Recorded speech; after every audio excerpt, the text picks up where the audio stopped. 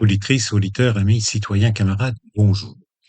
Nous sommes le lundi 25 mai et les studios de Radio Libre en Périgord étant fermés ce lundi 25 mai, cette chronique a été enregistrée la semaine dernière. Je vous propose de commencer cette chronique en portant à votre connaissance un article publié dans le dernier numéro de Vie des Libres. C'est un article signé Hélène Hernandez, militante féministe et libertaire. Un article dans lequel Hélène Hernandez analyse le livre d'Alice Béja, Voltairine de Cleyre, Anarchisme, féminisme et amour libre aux éditions de l'Atelier 2025. Hélène Hernandez commence l'article par une citation d'Emma Goldman. Et Emma Goldman, parlant de Voltairine de Cleyre, dit « La femme anarchiste la plus douée et la plus brillante que l'Amérique n'ait jamais produite ». Voltairine de Cleyre, libre penseuse, anarchiste et féministe. Anarchisme, féminisme et amour libre, voilà le sous-titre du livre d'Alice Béja consacré à Voltairine de Cleyre, paru aux éditions de l'Atelier en 2025. C'est une biographie bien différente de celle de Paul Avrich, un American anarchist, The Life of Voltairine de Cleyre, publiée en 1978, la seule biographie déjà éditée et très complète sur le plan factuel. Alice Béja prend le parti pris d'établir une biographie intellectuelle de Voltairine par l'analyse de ses discours, articles, poèmes, nouvelles et de sa correspondance. Elle met en évidence ainsi les liens avec le milieu de la libre pensée, celui des défenseuses et défenseurs de l'amour libre, mais aussi des anarchistes de Philadelphie, Chicago, New York. Au travers des écrits disponibles, il s'agit d'articuler la pensée de Voltairine avec son expérience vécue et toujours réfléchi par les faits sociaux que sont la race, la classe et le genre. Car Voltairine revendiquait de vivre selon ses principes et ses convictions, anarchisme et féminisme, tout en étant très lucide sur ses propres contraintes et sur le peu de rigueur que montrait un bon nombre d'anarchistes pour être cohérents entre la pensée et l'action. Voltairine, libre penseuse. Comment Voltairine devient-elle anarchiste alors qu'elle a été envoyée au couvent pour son éducation? Elle est née le 17 novembre 1866 à Leslie dans le Michigan, aux États-Unis, au sein d'une famille pauvre. Ses parents sont nés tous les deux en 1836. Sa mère, arrière Elizabeth Billings, est couturière américaine, protestante, dont la famille avait milité au sein du mouvement abolitionniste.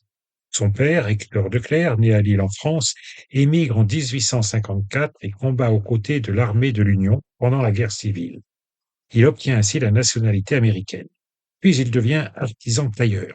Ses parents se marient en 1861 et auront 3 filles, Marion, Adélaïde et Voltairine.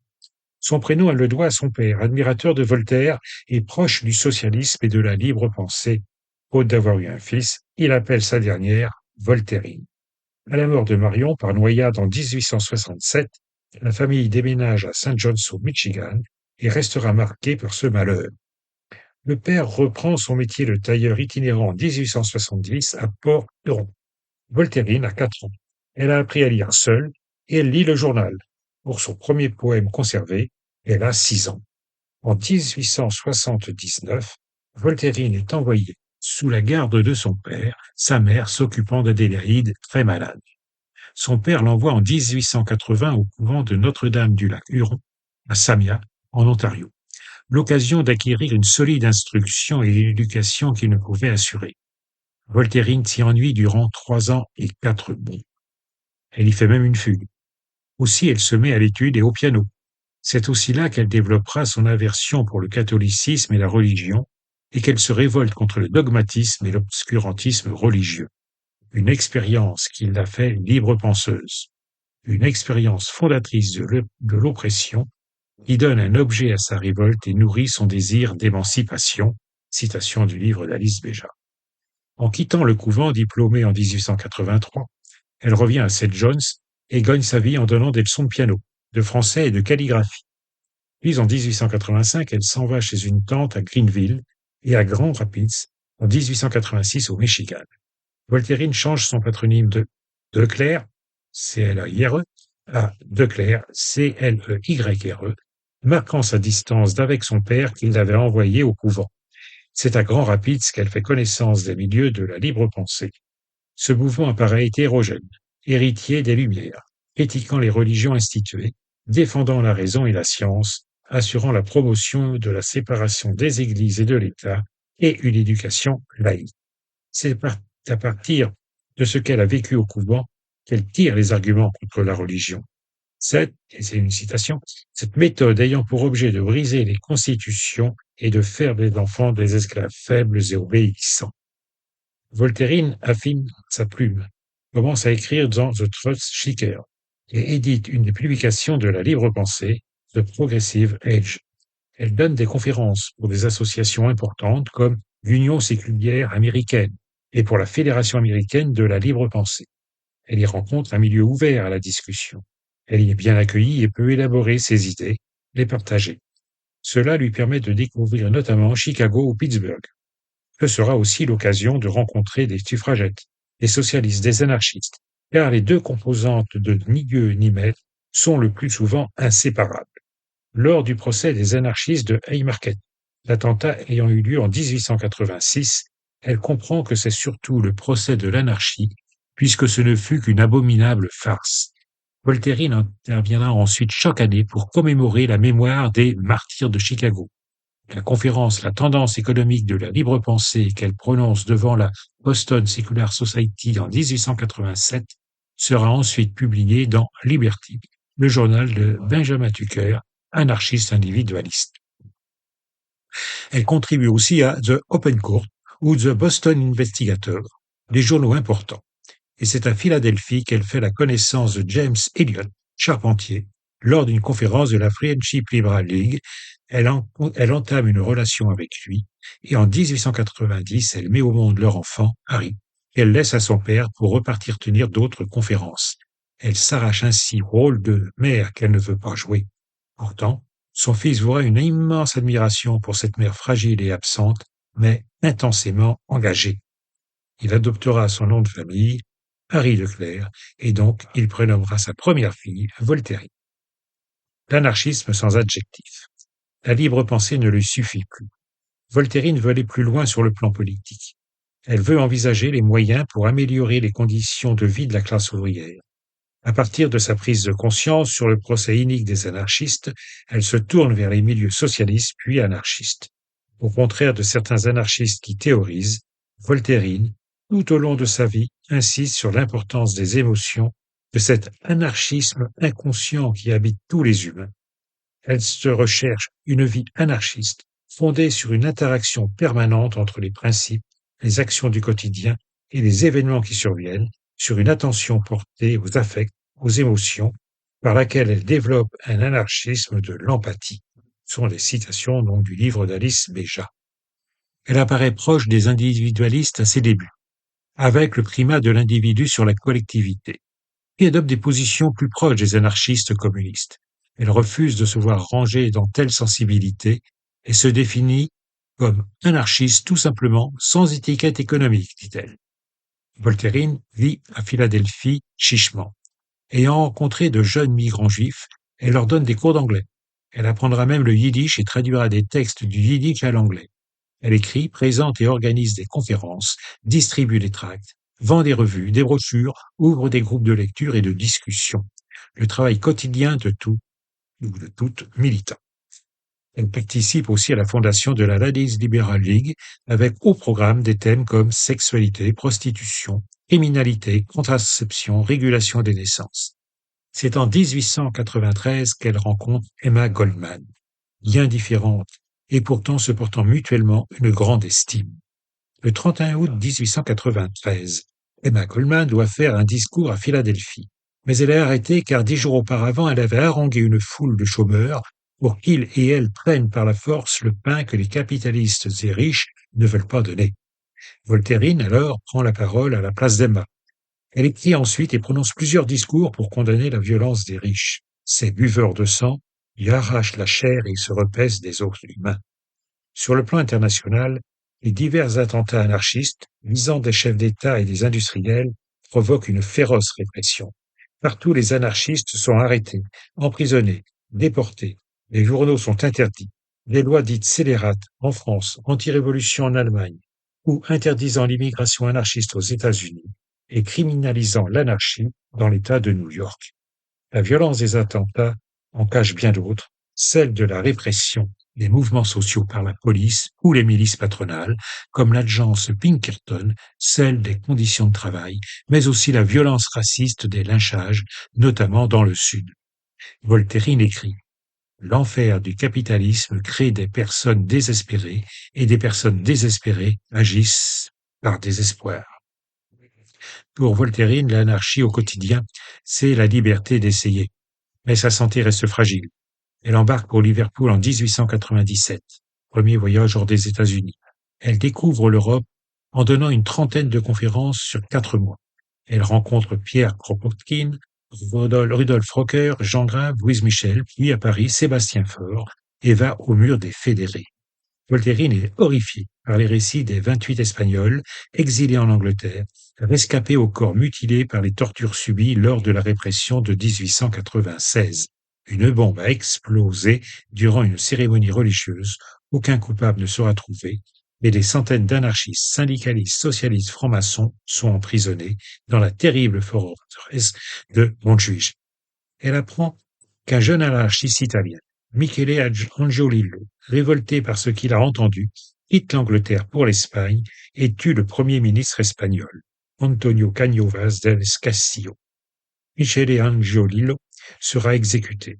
Voltairine lui consacre 2 poèmes. À son retour à Philadelphie, elle envoie des articles à la revue anarchiste londonienne Freedom sous l'intitulé American Notes. Voltairine n'approuve pas le geste de Xolgoz contre le président des États-Unis, William McKinley, mais comprend ce qui pousse certains à ces gestes. Mais si la violence est une forme de résistance, il s'agit de définir la théorie anarchiste de la violence. En 1902, elle est elle-même victime d'une tentative d'assassinat par un de ses anciens élèves, Hermann Elcher. Elle reçoit 3 balles et l'auteur justifie son geste par le refus de Voltairine de répondre à ses avances. Cela fait des choux gras dans la presse. Mœurs dissolues, violence et folie des anarchistes, et dans un éditorial, on peut lire: les anarchistes ont enfin trouvé une manière de se sauver eux-mêmes en se tuant les uns les autres. Des appels à la solidarité pour payer les frais médicaux sont lancés dans la presse anarchiste. Emma Goldman se propose de servir d'infirmière. Voltairine refuse de porter plainte. Elle replace ce geste dans un contexte plus large, comme le firent Malatesta et Louise Michel. Devant 1200 personnes à Philadelphie, elle présente Crime and Punishment. Il n'y a pas d'alternative entre une société qui tue ses membres et les membres de cette société qui la détruisent. Que la société considère ses propres erreurs, qu'elle assume sa responsabilité vis-à-vis de celles et ceux qu'elle a volés et tués, qu'elle cesse d'abord elle-même de commettre les crimes. Fin de citation. Elle fera un deuxième voyage en Europe en 1903, notamment à Oslo, pour prononcer cette même conférence. Elle traduira La société mourante de Jean Grave. De Chicago, elle soutient les frères Magon, en 1910, des anarchistes mexicains exilés aux États-Unis. La révolution mexicaine est pour elle un véritable réveil du peuple. C'est une citation. Elle s'investit aussi particulièrement dans le mouvement de l'école moderne initié par Francisco Ferrer, mais critique aussi l'entreprise éducative anarchiste, bien trop idéologique que pédagogique et libre. Un féminisme radical. Quant à son féminisme, il s'agit de radicalité d'une brûlante actualité par cet extrait de Sex Slavery a Lecture, paru dans Lucifer the Light Bearer en 1886. Que la femme se demande: pourquoi suis-je l'esclave de l'homme? Pourquoi dit-on que mon cerveau n'est pas l'égal du sien? Pourquoi mon travail n'est pas payé comme le sien? Pourquoi mon corps est contrôlé par mon mari? Pourquoi veut-il profiter de mon travail à la maison en ne me donnant en échange que ce qu'il souhaite? Pourquoi peut-il m'enlever mes enfants, les faire disparaître avant même leur naissance? Que chaque femme se pose la question. On comprend dès lors que féminisme et anarchisme sont intimement liés.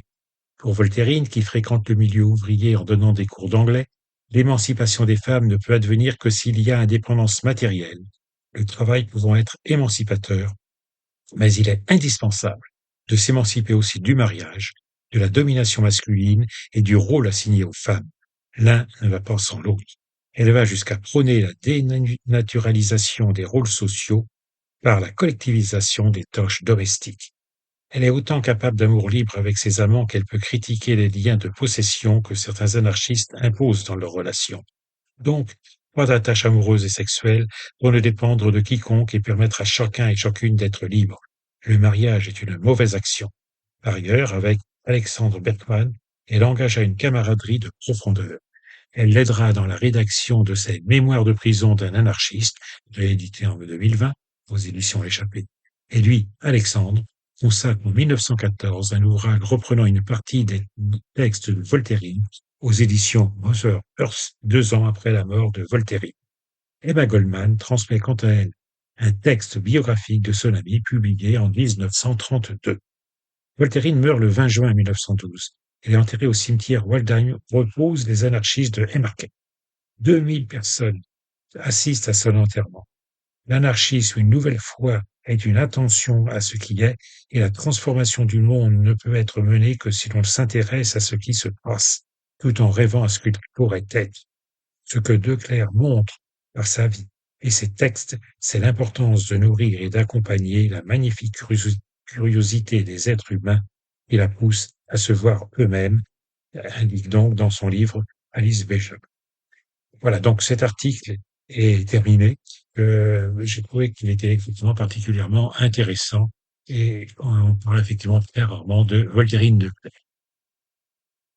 Deuxième sujet de cette chronique, Einstein s'opposait à la colonisation sioniste en Palestine et avait prédit la catastrophe actuelle. Ses opinions sur Israël et le sionisme ont été dissimulées et déformées pendant des décennies.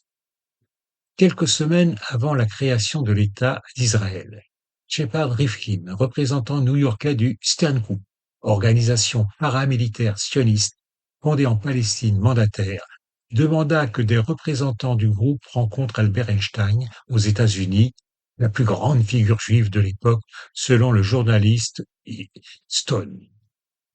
La réponse d'Einstein fut sans équivoque.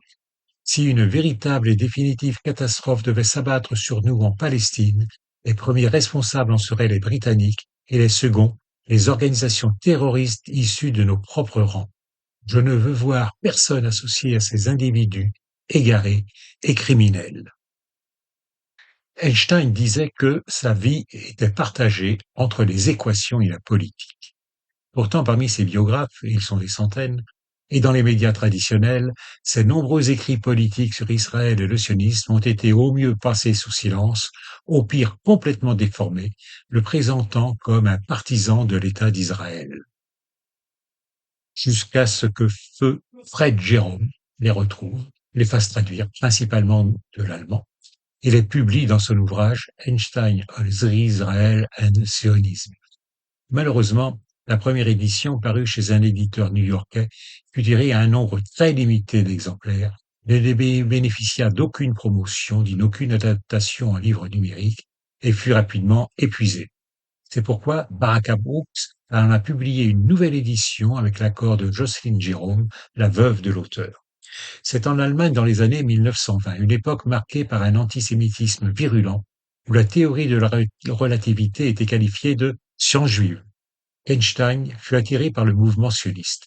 Ce n'est qu'en 1914, à son arrivée en Allemagne, qu'il découvrit pour la première fois qu'il était juif. Une découverte qu'il attribua davantage aux gentils qu'aux juifs. Auparavant, il se considérait comme un être humain à part entière. Il se qualifiait lui-même de sioniste culturel.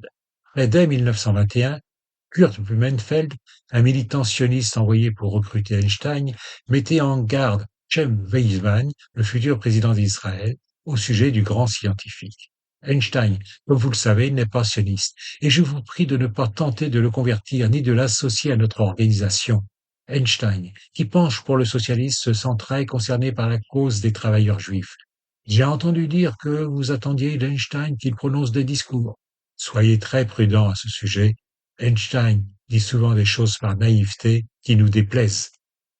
Hormis la prétendue naïveté d'Einstein, Blumenfeld n'aurait pas pu mieux dire.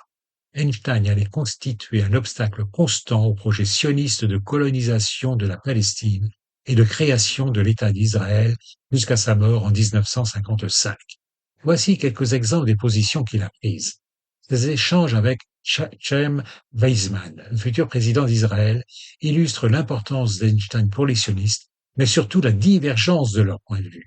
Dans une lettre à Weizmann publiée, datée du 25 novembre 1929, il écrivait: Si nous ne sommes pas capables de trouver un moyen de coopérer sincèrement et de conclure des pactes honnêtes avec les Arabes, alors nous n'aurons rien appris au cours de nos 2000 ans de souffrance et nous méritons le sort qui nous attend.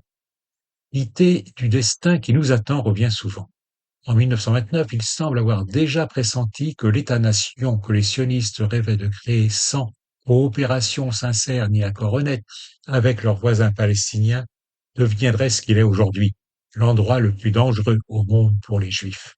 Quelques semaines plus tard, le 14 décembre 1929, il écrivait à Selig Brodetsky de l'Organisation sioniste de Londres: Je suis heureux que nous n'ayons aucun pouvoir.